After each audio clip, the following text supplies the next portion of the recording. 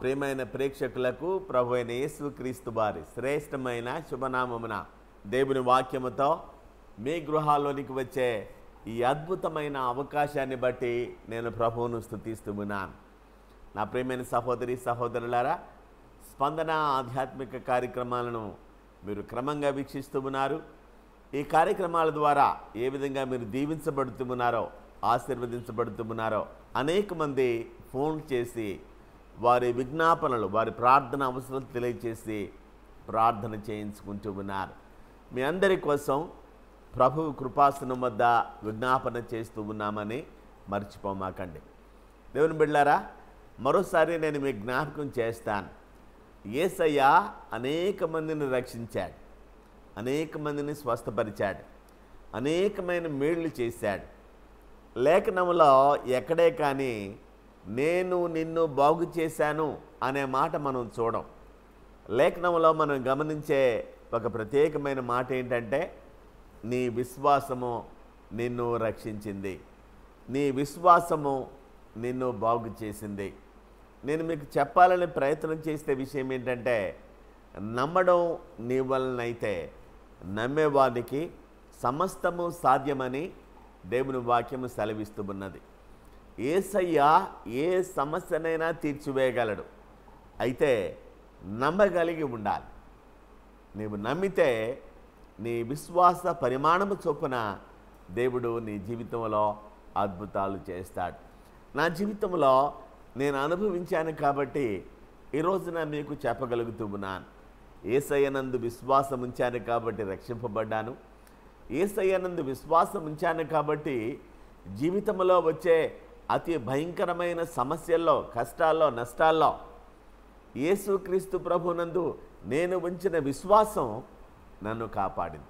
దేవుని బిడ్డలారా, అలాంటి విశ్వాసాన్ని మీరు కూడా కలిగి ఉండాలని ప్రేమతో మీకు మనవి చేస్తూ ఉన్నాను. మరోసారి మీకు జ్ఞాపకం చేస్తూ ఉన్నాను. 40 సంవత్సరాల నుండి స్పందన ఆధ్యాత్మిక మాసపత్రిక తెలుగు ప్రజల ఆధ్యాత్మిక ఆశీర్వాదాల కోసం కృషి చేస్తోంది. ఈ పత్రికను మీలో ప్రతి ఒక్కరూ తప్పకుండా చదవాలని ప్రేమతో మనవి చేస్తూ ఉన్నాను. మీరు ఎప్పుడైనా విజయవాడ వస్తే, ప్రభుదినం ఆదివారం విజయవాడలో ఉంటే, లేదా మీరు విజయవాడ వాస్తవ్యులు లేక పరిసర ప్రాంత వాస్తవ్యులైతే ఆదివారం ఆత్మతోనూ సత్యముతోనూ ప్రభువును ఆరాధించడానికి స్పందన ప్రేయర్ హాల్కు మిమ్మల్ని అందరినీ ప్రేమతో ఆహ్వానిస్తూ ఉన్నాం. ప్రతి ఉదయం 10 గంటలకు ఆరాధన ఉంటుంది.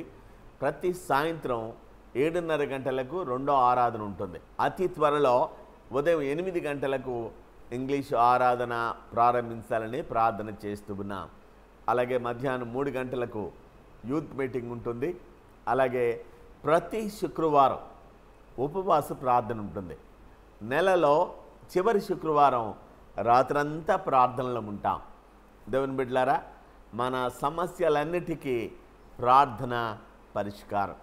మరో ప్రాముఖ్యమైన మనవి నేను మీకు చేయాలని ఆశపడుతూ ఉన్నాను. అనేక మంది ఈ కార్యక్రమాల ద్వారా దీవించబడుతూ ఉన్నామని, ఆశీర్వదించబడుతూ ఉన్నామని తెలియచేస్తూ ఉన్నారు. దేవుని బిడ్డలారా, ఒక విషయాన్ని గుర్తుంచుకోండి. ఈ కార్యక్రమాలు రూపొందించడానికి ఎంతో వ్యయ ప్రయాసలు ఉన్నాయి, ఎంతో ప్రార్థన, ఎంతో సిద్ధపాటు. దేవుని బిడ్డలారా, ఈ పరిచర్య కోసం వీక్షించే ప్రతి ఒక్కరూ నమ్మకంగా ప్రార్థన చేయాలని, ప్రార్థించే ప్రతి ఒక్కరూ ఈ పరిచర్యకు ఆర్థికంగా సహకరించాలని మీ ప్రియమైన సహోదరునిగా, మీ దేవుని సేవకునిగా ప్రేమతో మీకు మనవి చేస్తున్నాను.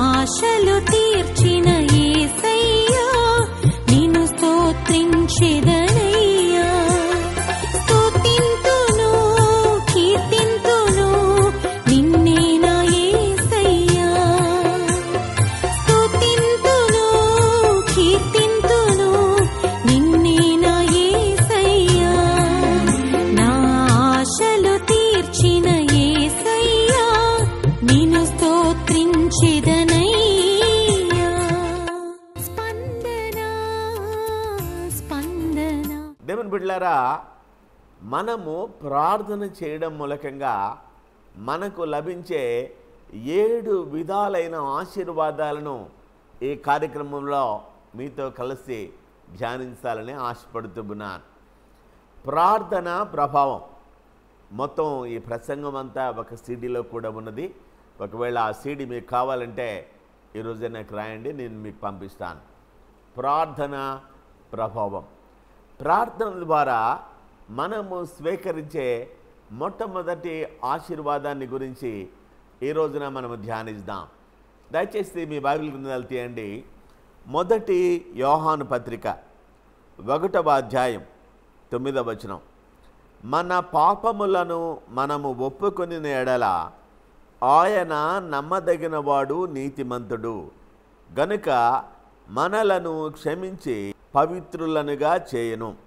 ఇక్కడ ఈ వచనములో మీరు గమనించాల్సిన ఒక ప్రత్యేకమైన మాట ఏంటంటే, మన పాపములను మనము ఒప్పుకుని ఎడల, లేదా మన పాపములను ఒప్పుకుంటూ మనము ప్రార్థన చేసిన ఎడల అనే మాట మీరు గమనించాలి. ప్రార్థనలో మనకున్న మొట్టమొదటి ఆశీర్వాదం. దేవుని బిడ్డలారా, నేను మీకు అనేక సార్లు ఈ కార్యక్రమంలో చెబుతూ ఉంటాను, ఈ లోకములో అతి పెద్ద సమస్య ఏమిటి అని మీరు అనుకుంటున్నారు? చాలాసార్లు ఒకవేళ మీకు అప్పుల సమస్య ఉందనుకోండి, అది మీకు పెద్ద సమస్యగా అనిపిస్తోంది. లేదా ఒకవేళ మీ శరీరంలో ఏదైనా అనారోగ్యం ఉందనుకోండి, అది మీకు ఒక పెద్ద సమస్య. కానీ మనము గుర్తుంచుకోవలసిన ఒక ప్రాముఖ్యమైన విషయం ఏంటంటే, ఈ లోకములో ఉన్న అతి పెద్ద సమస్య పాప పరిహారము. ఒకంత మీరు కానీ ఆలోచించినట్లయితే, మీరు ఏ సమస్య అయినా తీసుకోండి, దానికి మూల కారణం పాపము. పాపాన్ని బట్టే ఏ సమస్యనైనా మనం ఎదుర్కొంటూ ఉన్నాం. దేవుని బిడ్డలారా, యేసుక్రీస్తు ప్రభువు వారు దేవాతి దేవుడిగా ఉండి మానవుడిగా ఈ లోకానికి ఎందుకు వచ్చాడంటే, ఈ భయంకరమైన పాపం అనే సమస్యను పరిష్కరించడానికి. అందుకనే ఆ శిలువ మీద అతి దారుణమైన హింసను, శ్రమను యేసుక్రీస్తు ప్రభువు వారు నీకోసం, నా కోసం సహించాడు, భరించాడు. ఏ పాపము లేనివాడిగా జన్మించాడు, ఏ పాపము లేనివాడిగా జీవించాడు, ఏ పాపము లేనివాడిగా నీకోసం, నా కోసం తన పవిత్రమైన రక్తాన్ని కార్చాడు. ఆ రక్తములో మన ప్రతి పాపానికి పరిహారం ఉన్నది. 1 యోహాను పత్రిక 1వ అధ్యాయం 7వ వచనంలో మనం చదివే మాట, యేసు రక్తము ప్రతి పాపము నుండి మనలను పవిత్రులనుగా చేయును. దేవుని బిడ్డలారా, ప్రార్థన ప్రభావములో మొట్టమొదటి ఆశీర్వాదం ఏంటంటే, మన జీవితంలో ఉన్న ప్రతి విధమైన పాపానికి యేసయ్య చెంత, యేసయ్య రక్తములో పరిహారం ఉన్నది, క్షమాపణ ఉన్నది. ఎప్పుడైతే యేసయ్యకు మనము ప్రార్థన చేస్తామో మనము అతి పవిత్రులమైపోతూ ఉన్నాం, పరిశుద్ధులమైపోతూ ఉన్నాం, దేవుని కుమారులమైపోతూ ఉన్నాం. నా ప్రియమైన సహోదరి సహోదరులారా, ఉదయకాలమున ఈ కార్యక్రమాన్ని మీరు వీక్షిస్తూ ఉన్నారు.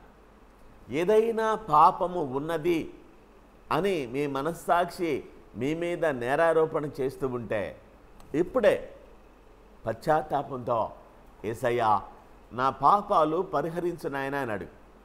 అద్భుతమైన ఆశీర్వాదాలు నీవు అనుభవిస్తావు. నేను కొన్ని వచనాలు మీకు చెప్తాను, దయచేసి రాసుకోండి. 103వ కీర్తన 12వ వచనంలో మనం చూసినప్పుడు, పడమటికి తూర్పు ఎంత దూరమో ఆయన మన అతిక్రమములను, మన పాపములను అంతా దూరపరుస్తూ ఉన్నాడు. ఎప్పుడైతే యేసయ్యను క్షమించు నాయనా అని నువ్వు అడిగావో, యేసయ్య నీ పాపాలు క్షమించి వేస్తున్నాడు. చాలా ప్రాముఖ్యమైన విషయం. మీకు మరో వచనాన్ని నేను జ్ఞాపకం చేస్తాను. యెషయా గ్రంథం 43వ అధ్యాయంలో మనం చదివితే, నేను మీ పాపములను జ్ఞాపకము చేసుకొనను అంటున్నాడు దేవుడు. జ్ఞాపకము చేసుకొనను అంటే దేవుడికి మతిమరుపు అని అర్థం కాదండి. ఆయన కావాలని మనలను క్షమించి వేస్తామన్నాడు. దేవుడే నిన్ను క్షమించినప్పుడు నిన్ను నీవు ఎందుకు క్షమించుకోలేవు? ఎందుకు ఆ విషయాన్ని పదే పదే జ్ఞాపకం చేసుకొని నిన్ను నీవు ఖండించుకుంటూ ఉంటావు? ఆ మధ్యన ఒక సహోదరి ప్రార్థన ప్రారంభించింది. పరిశుద్ధం పరిశుద్ధం పరిశుద్ధం పరిశుద్ధం పరిశుద్ధం అని పరలోకమందున్న దేవదూతల చేతను, ఇహలోకమందున్న నాలాంటి పాపి చేతను. దేవుని బిడ్డలారా, నిజమే, మనం పాపులమే కాదని నేను బోధించడంలా. అయితే ఎప్పుడైతే యేసయ్యకు ప్రార్థన చేశావో నీవు పవిత్రుడవు అయిపోతున్నావు, నీవు పరిశుద్ధరాలు అయిపోతున్నావు, నీవు దేవుని కుమారుడు అవుతూ ఉన్నావు.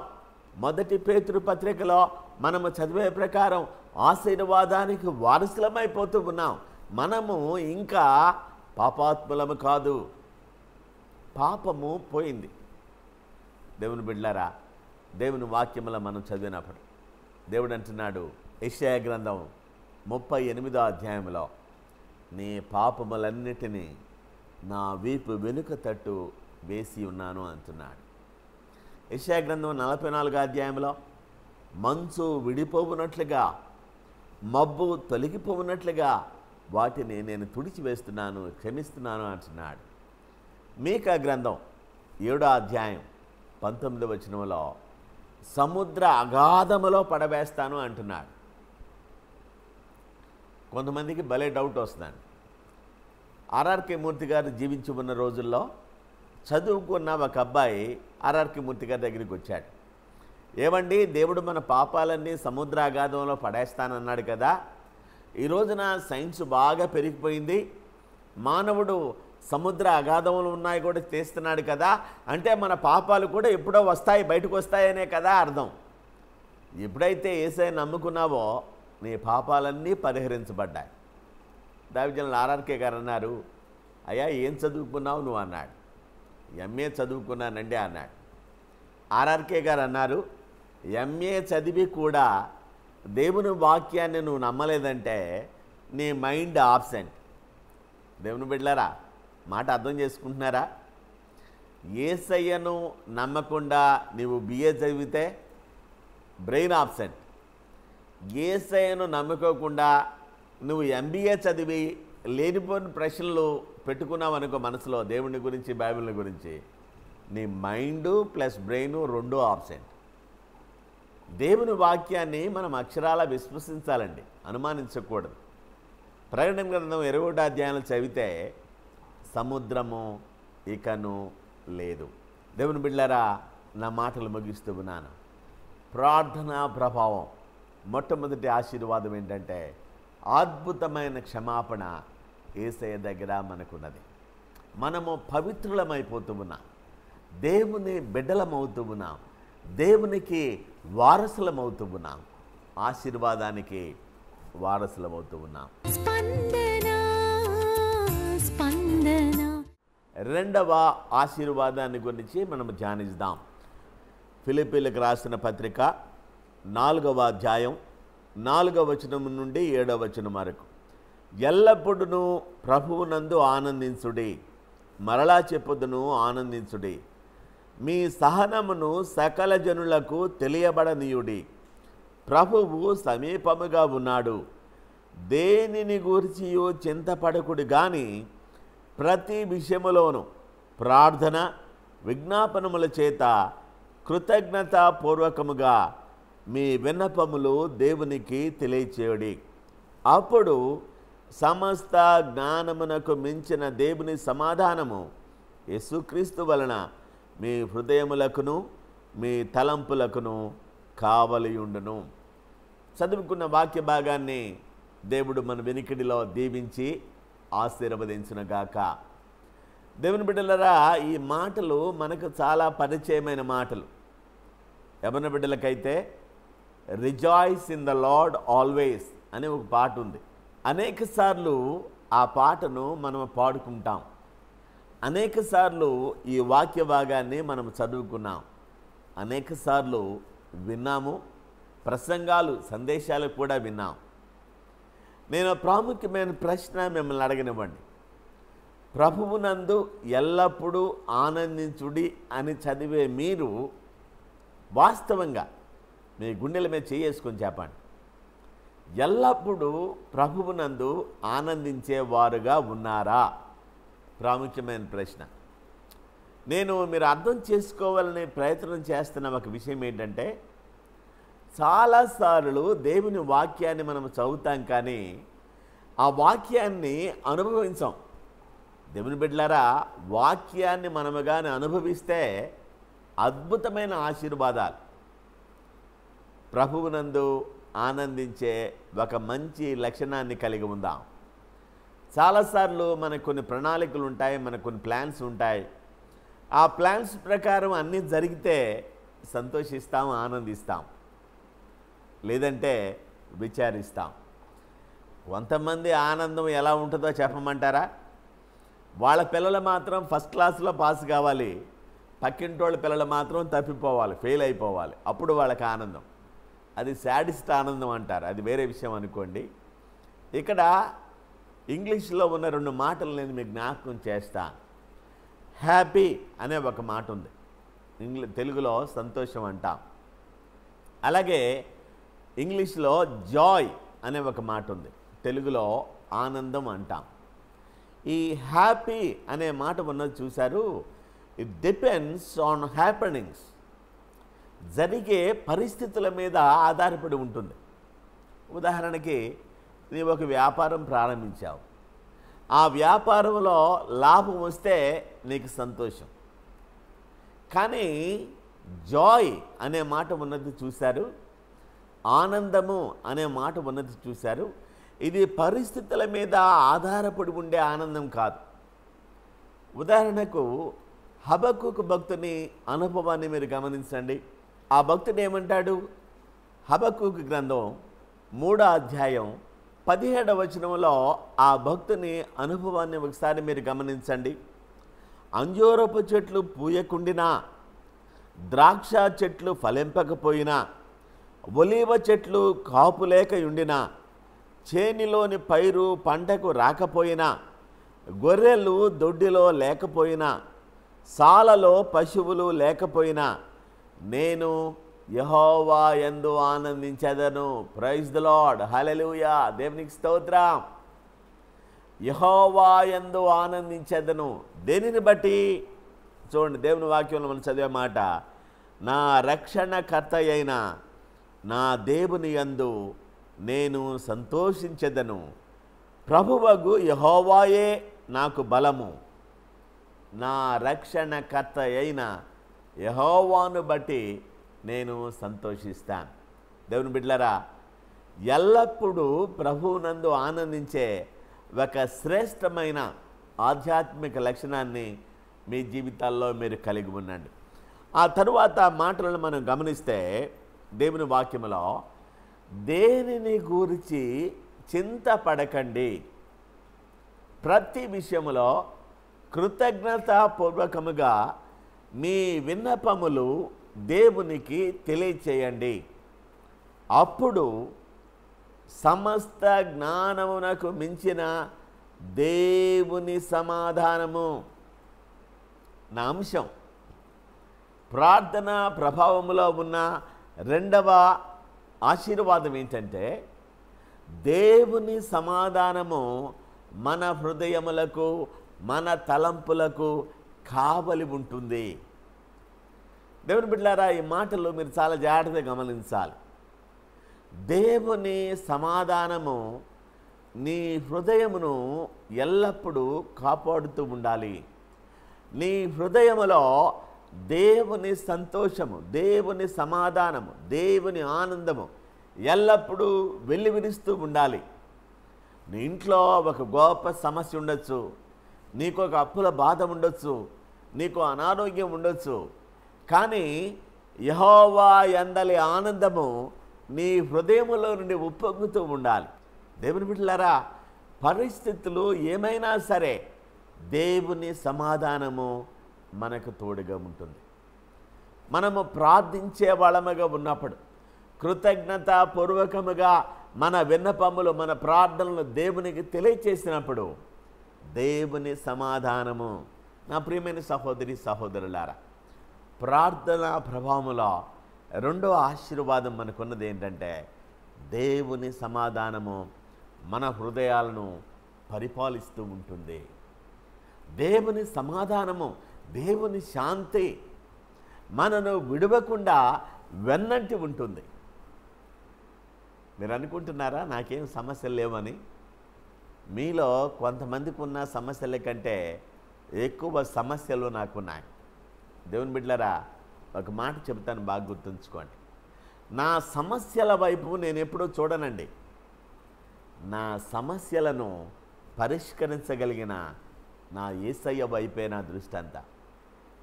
యేసయ్య నాకు తోడుగా ఉండగా దేనిని గురించి చింతించను, భయపడను, దిగులు పడను.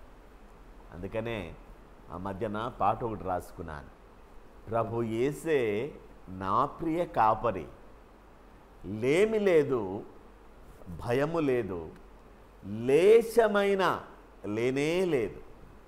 ఏమండి దేవసాయం గారు, మీరు ఎప్పుడు భయపడరా, బాధపడరా, దిగులు పడరా? శరీరంలో ఉన్నాను, రక్తమాంసంలో ఉన్నాను, వస్తుంది సమస్య. కానీ వెంటనే యేసయ్య నామములో విశ్వాసముతో ఆ సమస్య ఏదైనా సరే, యేసయ్య ఈ ఫైల్ అంతా నువ్వే చూసుకొని ఆయన అని చెప్పి యేసయ్యకు ఆ ఫైల్ ట్రాన్స్ఫర్ చేసి, దేవుని బిడ్డలారా, మనం ప్రశాంతంగా ఉండాలి, సమాధానంగా ఉండాలి, సంతోషంగా ఉండాలి. అలాంటి కృప మీ జీవితాలలో దేవుడు మీకు ప్రసాదించునుగాక. చిన్న ప్రార్థన మనం చేసుకుందాం. ప్రేమామయ్య యేసురాజా, మీకు వందనాలు, స్తుతులు, స్తోత్రాలు సమర్పిస్తూ ఉన్నాము నాయన. ప్రార్థన ప్రభావం అనే అద్భుతమైన అంశాన్ని గురించి మేము ధ్యానిస్తూ ఉన్నాం. ఈ రోజున దేవుని సమాధానము, దేవుని శాంతి మా హృదయములకు, మా తలంపులకు కావలి ఉంటుంది అని దేవుని వాక్యములో మేము నేర్చుకున్నాం. యేసయ్య, ఏమైతే మేము నేర్చుకుంటూ ఉన్నామో ఆ విషయాలను మా జీవితంలో అనుభవంగా దీవించి ఆశీర్వదించమని ప్రార్థన చేస్తూ ఉన్నాం. అయ్యా, నాతో ప్రార్థనలో ఏకీభవించిన ఈ ప్రియమైన సహోదరులు, సహోదరీలు, మీ బిడ్డలందరి పక్షంగా నేను విజ్ఞాపన చేస్తూ ఉన్నాను నాయన. ఎవరికైతే రక్షణ లేదో వారికి రక్షణ ప్రసాదించండి. ఎవరైతే ఆత్మలో అభివృద్ధి కలిగి లేకుండా ఉన్నారో ఆ బిడ్డలను మీరు దీవించండి నాయన. అయ్యా, మీ బిడ్డలు అనేక మంది అనేక విధాలైన సమస్యల్లో ఉన్నారు నాయన. కుటుంబంలో అప్పుల బాధతో బాధపడుతూ ఉన్నారు. కుటుంబంలో భార్య చేత భర్తలైన వారు అనేక మంది బాధపడుతూ ఉన్నారు. భర్త ద్వారా అనేక మంది ప్రియమైన సహోదరులు ఎన్నో కష్టాలు ఎదుర్కొంటూ ఉన్నారు నాయన. తండ్రి కుటుంబాన్ని పట్టించుకోక అనేక సార్లు ప్రభా తాగుడనే బలహీనతకు బానిసలై ప్రభా వారి శరీరాన్ని, వారి ఆరోగ్యాన్ని పాడు చేసుకోవడం మాత్రమే కాకుండా కుటుంబ పరిస్థితిని అస్తవ్యస్తం చేస్తూ ఉన్నారు నాయన. అలాంటి మీ బిడ్డల కోసం ప్రార్థన చేస్తూ ఉన్నా. అయ్యా, అనేక మంది వారి శరీరాల్లో ఏవో కొన్ని సమస్యలు కలిగి ఉన్నారు, అనారోగ్యం కలిగి ఉన్నారు. విశ్వాసముతో ప్రార్థన చేస్తూ ఉన్నాం. నజరేయుడైన యేసయ్య శక్తి కలిగిన నామములో, యేసయ్య పవిత్రమైన రక్తములో ప్రతి సమస్య తొలగిపోవును గాక. యేసు రక్తమే జయం. బిడ్డలను దీవించి ఆశీర్వదించమని యేసయ్య దివ్యనామమును అడిగి వేడుకుంటూ ఉన్నాము తండ్రి. ఆమెన్. సమస్త జ్ఞానమునకు మించిన దేవుని సమాధానము మీ హృదయములకు, మీ తలంపులకు ఎల్లప్పుడూ తోడై ఉండునుగాక, కావలిగా ఉండునుగాక, నడిపించునుగాక, దీవించునుగాక, ఆశీర్వదించునుగాక. Amen. Hello, praise the lord. స్పందన ఆధ్యాత్మిక కార్యక్రమానికి స్వాగతం. దేవుని బిడ్డలారా, మీరు స్పందన ఆధ్యాత్మిక పత్రికను చదువుతున్నారా? 1976లో అంటే ఒక 40 years ముందు ఆచార్యులు ఆర్ఆర్కే గారి చేత ప్రారంభించబడి లాస్ట్ 30 yearsగా మా డాడీ డాక్టర్ దేవా గారి చేత ప్రచురింపబడుతూ అనేక తెలుగు ప్రజల కుటుంబాలని ఈ మ్యాగజైన్ చేరుతూ వారికి ఎంతో ఆశీర్వాదకరంగా ఈ మ్యాగజైన్ ఉంది. మీరు కూడా ఇది తెప్పించుకోవాలనుకుంటున్నారా? అయితే నేడే మాకు రాయండి శాంపుల్ కాపీ కొరకు, లేదా మాకు SMS చేయండి. డియర్ బ్రదర్స్ అండ్ సిస్టర్స్, ప్రభు అయిన యేసుక్రీస్తును మీ సొంత రక్షకునిగా అంగీకరించారా? రక్షణ కోసం ఆశించేవారు ప్రార్థన కొరకు ఈరోజే మాకు కాల్ చేయండి. ఈ కార్యక్రమాలు మీకు ఆశీర్వాదకరంగా ఉన్నాయని మేము నమ్ముతున్నాము. మీ అభిప్రాయాలు, మీ ప్రార్థన అవసరతలు నేడే మాకు రాయండి. మా అడ్రస్ డాక్టర్ దేవా దండల, స్పందన 51-4-12 ESI hospital road, Gunadala, Vijayawada 4. మా ఫోన్ నంబర్ 9490113300. మా ఈమెయిల్ spandana1976@gmail.com. ప్రభు చిత్త ప్రకారం రేపు ఇదే సమయానికి ఇదే ఛానల్లో మళ్ళీ కలుద్దాం. అంతవరకు దేవుడు మిమ్మల్ని దీవించును కాక.